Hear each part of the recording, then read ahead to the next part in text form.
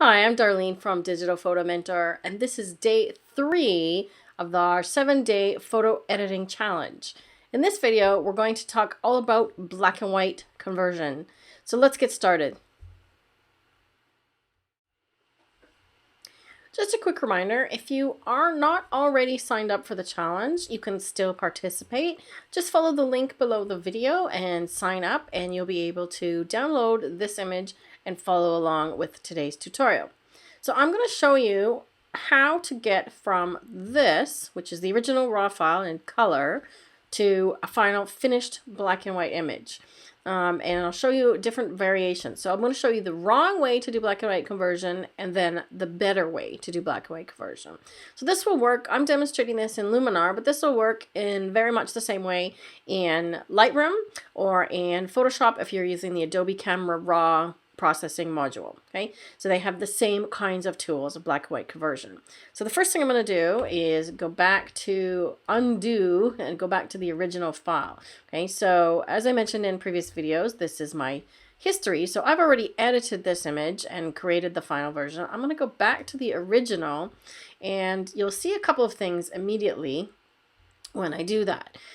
You'll see that I've cropped the image, I've straightened it, and I've also converted it to black and white. So I'm going to show you all of those things and tools in Luminar and how you can make those work. Okay, so the first thing I'm actually going to do is the cropping and the correction. Okay, so to do that, you're going to go to the canvas, which is the little pencil and the ruler up here in the top right hand corner. Okay. So before I crop the image, I'm going to do what's called distortion correction, and correct any tilts that are happening. So that happens in the lens and geometry section right here on Luminar. So just click that to open it, and you'll see that you've got some tick boxes that you could check off. So for auto distortion corrections, so if you've used a wide angle lens, it will help correct the distortion. Remove chromatic aberrations. Now I don't know if I have any in this particular image, but what a chromatic aberration looks like is there be a color fringe around the outside of things in your picture, especially like in this one here along the edges of the image, especially if you shot with a wide angle lens. And what that means is that the red, the green, and the blue layers in your picture that make up the color picture are not aligned correctly. And that often has to do with a lower quality or less expensive lens that's been used. Okay? So a kit lens, something like that, will often have chromatic aberration, but it's not difficult to remove because you literally just have to tick this box. So don't worry about it if you have that in your image. Okay, so I'm going to click all of these off just to correct all of those things. And defringe is similar to chromatic aberration, tries to get rid of the edges that are created there. Okay, so let's see what this has done. Okay, so see, I shot it with a slightly long lens, actually. Let me just see what information we shot it with. It will tell me over here. So if you go over to this little info tab at the top here, you've got library, edit, and info. It will give you your shooting information. So you can see exactly how I shot this image. So that was 89mm lens. So slightly long lens. So it's actually correcting the distortion. Okay. And it's removing any chromatic aberration. Okay, so I can go further with this if I want. You can do things like rotate. You can make sure that your image is straight. So I'm just going to kind of eyeball it. When I put my cursor over each of these, like you'll see a grid show up. Now, is it crooked? Let's just see. I'm trying to look at the tower, and if I rotate, okay, you can see that it rotates on screen. That looks a little bit straighter. So where you want to focus is the middle of your image. So I'm looking at the tower. I'm not looking at the ones on the side because that's going to have a little bit of perspective distortion. So when you're shooting up at a building, you get that perspective, and the top of the building will look smaller than the bottom. So I could correct for a little bit of that as well.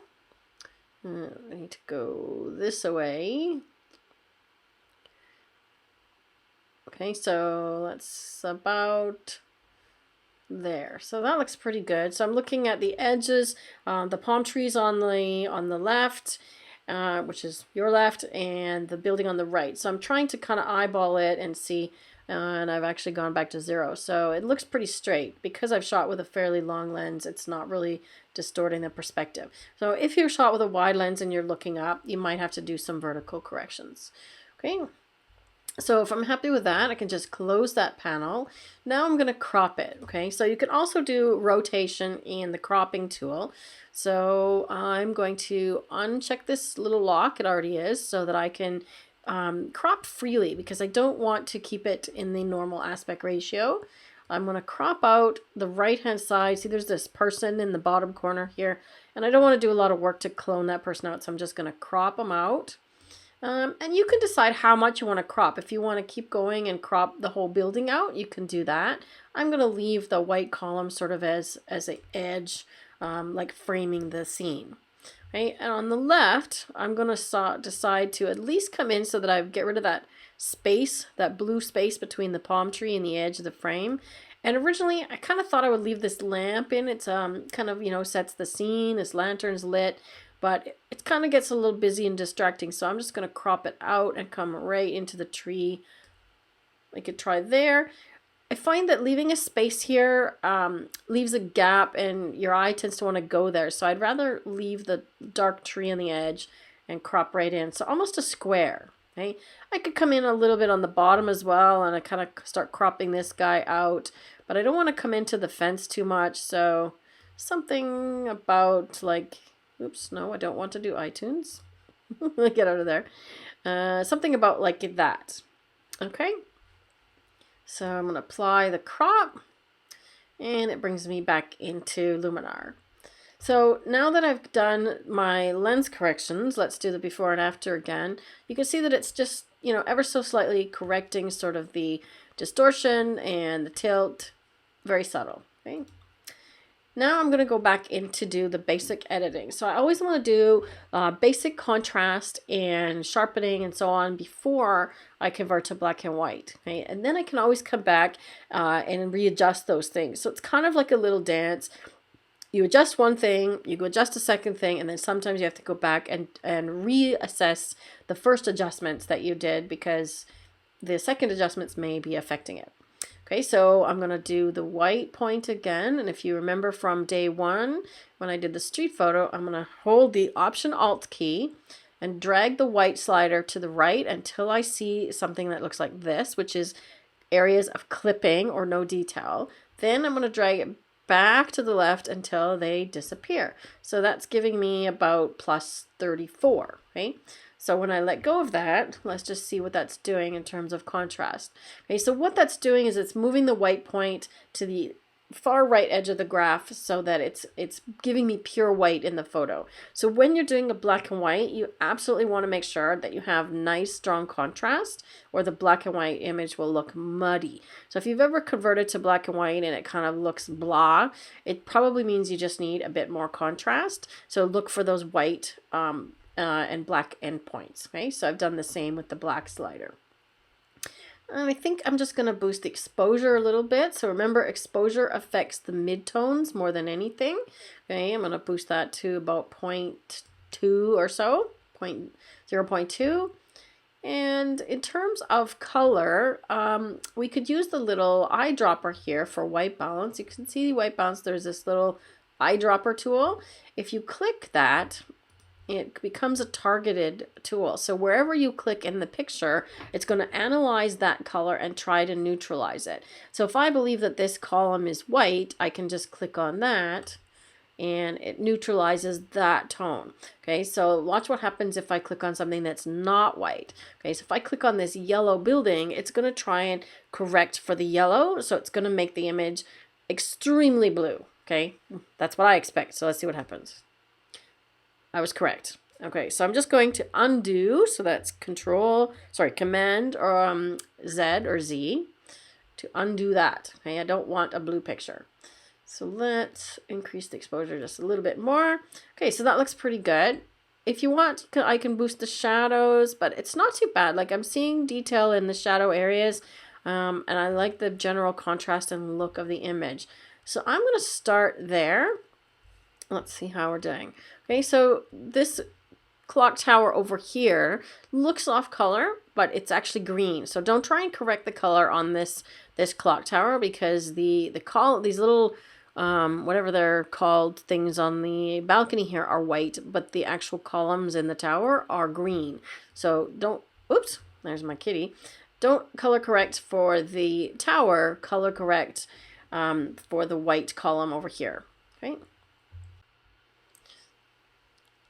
Okay, so next, what we're going to do is do the AI enhance. I always check this, and now we've got sky in this picture, so you can see that this is actually a valid slider now. In previous images, it was not. So you can see what it's doing is it's finding the sky and darkening it. Okay, so if you like what that's doing, you can darken the sky down. Let's do that. And let's see what AI accent does. Okay, so it's doing all kinds of nice things, but I'm getting a little bit of halo, kind of. Now what I mean by halo is you can see there's a light area around the palm tree, and then the sky goes dark. That doesn't look natural. So when you push your image too far, you start to see things like this, especially in an area of blue sky, and combine when it butts up against something like a tree or a mountain or a building. It's actually done pretty well on the buildings, but here you can see this halo and it starts to look unnatural. So you want to make sure you keep it natural looking and go a little more subtle on that edit. Okay, so if you start to see halos, just know that you've probably pulled it too far, or if you're seeing a lot of noise in your image, then you've probably pulled it too far as well. Okay, I'm going to give it a bit of structure. So let's see what that does. Again, going too far and then bring it back. Okay, so take it too far and let's bring it back somewhere in the middle. Okay. Color, I'm going to leave for now because we're going to obviously be doing black and white. And I might just add a very slight vignette here and let the program do the vignetting and enhance the details a bit. Okay, so my kind of go-to on here is medium details, about plus 30. I might go minus 10 on the large details and leave it there. Okay.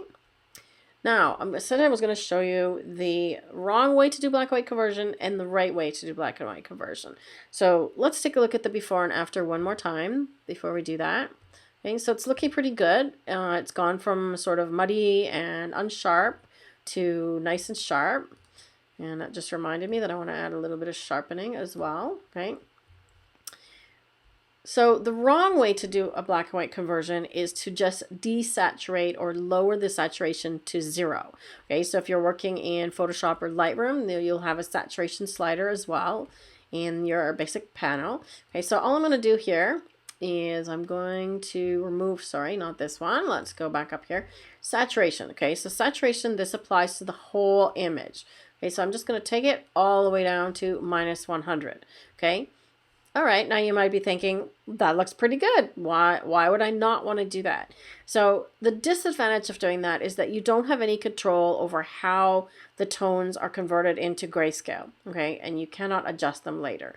And you'll see the difference in a moment when we do it the right way, okay? So undo, just double click or use the keyboard shortcut. And if I go vibrance minus 100, you notice that I don't get all the way to black and white. So vibrance lowering is actually not a bad way to kind of do a faded out picture, but I'll show you another way that you can do that same type of look with also more control over the final image. Okay, so we're going to leave the color panel. We're not going to use that one. And you'll notice that there is a black and white conversion panel.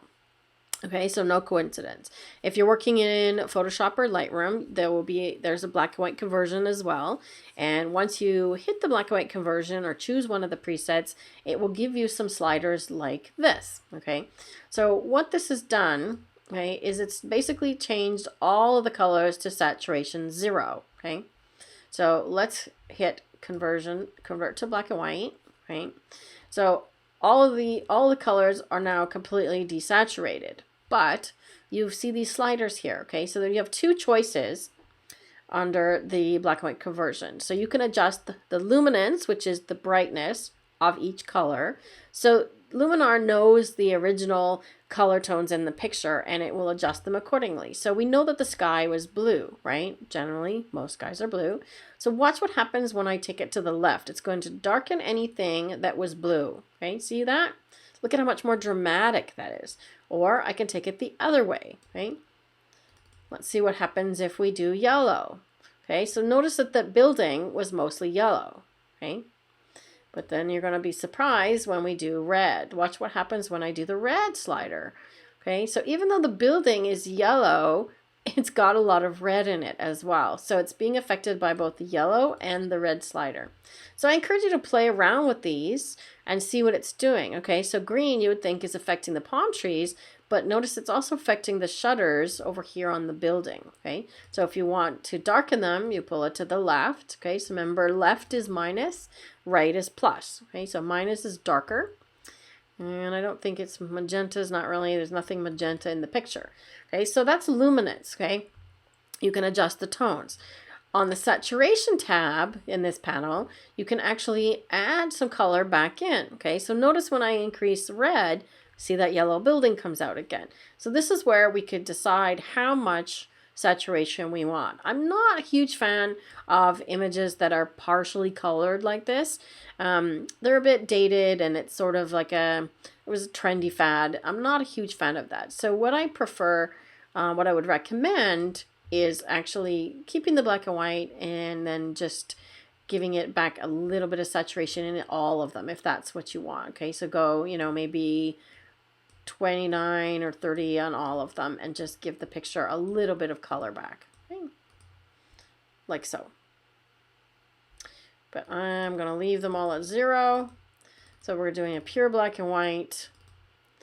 And let's play with those sliders. So again, you have artistic license and you get to decide how you want to convert this. Now I chose this image for black and white conversion on purpose because if we look at the original again, you can see there's tones of yellow, red, blue, and green. So I wanted you to have an image that had all of those different colors to work with and play around with these sliders, okay? If you're converting something that has all blue tones, you might not see as much difference. But if you have, say, a red flower on green leaves, you can definitely play with how that looks in black and white. You can make the flower lighter and the leaves darker, or the opposite using these sliders, okay? So I'm going to go with the dramatic sky. Now let's look at the cyan slider. So see, it's affecting sort of the bottom part of the sky. Okay, so I can decide if I want to just darken the top half and let it be dramatic, or I want to darken the whole sky and make it almost look cloudy. And I'm going to lighten the building then, so that the buildings are the things that are standing out. Right? Let's lighten the shutters up a little bit. Okay, so now look at the difference. Okay, if I turn that off, okay, so that's one variation. Now, if you're happy with that, you can just hit the save button up here and export a version like that. If you want to keep playing, you can go the opposite. So let's see what happens if we do a brighter sky. Let's lighten the sky. And let's go the opposite direction and darken the buildings. Okay, so equally as dramatic, but different. Okay, neither is right or wrong. They're just different, and you get to decide how it looks for you and what is your preference. Keep in mind that if you're lowering red, though, look what's happening to the people. Okay, the people are getting darker as well. So if you have people in your image, just be careful that you're not making their skin tones sort of unpleasing, unflattering. Okay. I like the dark sky. It looks like it's kind of dark and moody, maybe even nighttime, and I'm going to go with something like that, okay? Now that I've applied the black and white conversion, I might want to go back and adjust some contrast. I might want to brighten it up a little bit again. So remember that there's that dance that we talked about. My highlights are still pretty good, but let's just give it a tiny bit more exposure, and maybe let's open up the shadows a little bit, okay? I could also try Smart Contrast, which is another filter that is great. So let's see what happens if we pull it up quite high and then pull it back down to the low.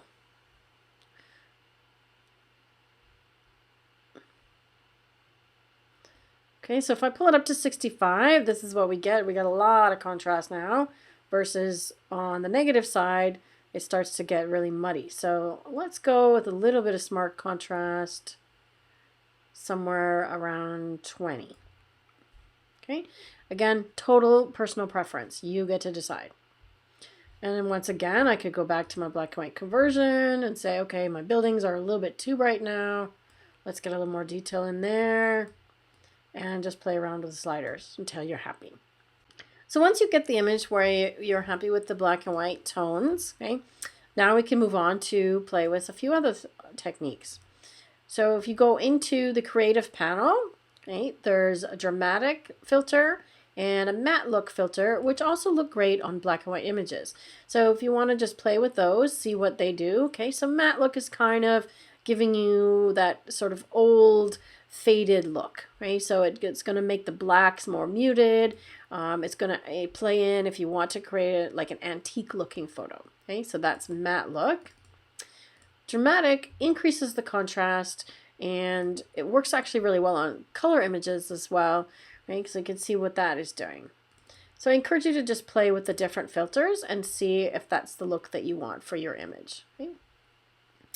Film grain looks great on black and white, like we did on the street image the other day. If you add film grain, it's going to work well with some images to kind of give them an old film look. Okay? What I am going to do is add one from the professional tab, so the Pro tab on the bottom right, and that is the split toning. Okay, so split toning will give you the ability to add a tint, a color tint, to the highlights and the shadows independently. So if you want to create a look of an old image, this will help as well. So you can add, let's say, blue to the shadows. So I'm dialing up this hue to the blue area, and I'm going to go just to 100% just to figure out what color I like. So I kind of like this sort of cyan-y type of look. So if you want like a blue tone image, we can go with something like that, okay? If you want to enhance it a little bit more, you can add some yellow into the shadows, into the highlights, pardon me. So let's go with something like that. Okay, so now this is what's called a true split tone. So the shadows and the highlights are opposite colors, right? And they don't have to be opposite. They could be similar, but it works best if you choose something that is kind of opposite on the color wheel or a complementary color. So yellow, and like I've chosen, and a cyan, or if you want to go with more of a purple and an orange, so I could make this one a little bit more orange. Okay, dial it down a little bit and make this one a little more purple. Okay, so you can really kind of change the look of your image by changing these tones. Okay. The other thing you can do is you can create a true type of sepia image. Okay, so now I've got this one up here at 39. Let's put the bottom shadows to the same color tone, and that's something that's fairly warm, and that's going to create like this brown sort of sepia look. Okay? Maybe a little more yellow. Okay. Notice I'm turning the saturation up quite high, and I would probably not leave it there because then it's too colorful. I want more like an antique sort of faded look, but it's just giving me an idea of the color, and then I'm dialing it back down to something closer to where I want to finish up with. Okay, so let's take a look at that. Now if you want a clean sepia tone, so sepia tone is the old black and white with the brown tone look, what you're seeing here. Okay, it used to be done in the darkroom with chemicals. This is much easier and less smelly, trust me. Okay, so if you want a cleaner look to your sepia or brown tone, keep the highlights at 0 saturation. Okay, so just add the brown tone to the shadows, and you get more of sort of a rich chocolatey type of looking image, versus if you bring the saturation up on the highlights as well, they start to look a bit more yellow as well. So again, totally preference, totally personal preference. Okay. I like to have clean highlights, so I leave mine down. But if you want to add a little more yellow and make it look more antique, increase the saturation on the highlights as well. So that's it for today's lesson on black and white conversion. If you haven't already downloaded the image, make sure you do so. If you haven't got access, you just need to sign up for the challenge using the link below, and then you'll be able to get the raw file for today's lesson and follow along with us the rest of the week. If you're going to share your image, you can take this as far as you want. If you want to add a texture screen or some film grain or any other type of black and white technique, just remember to keep it on the theme for today, which is black and white. I look forward to seeing what you come up with, and I'll be back tomorrow with a landscape image for you to work on and some tips on editing landscapes. Take care. See you tomorrow.